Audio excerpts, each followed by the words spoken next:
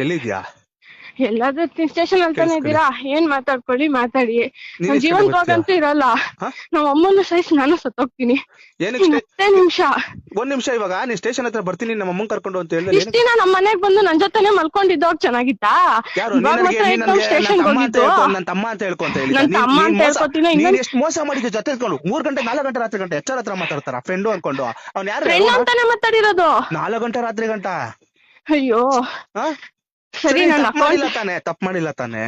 Station ಮಾಡಿಲ್ಲ. ಸ್ಟೇಷನ್ಗೆ ಬರಕ್ ಹೇಳು. ಆಯ್ತು, ಇವಾಗ ಬರಕ್ ಆಗಲ್ವಾ? ಯಾವಾಗ ಬರ್ತೆ ಹೇಳು? ನಾನ್ ಬರಲ್ಲ.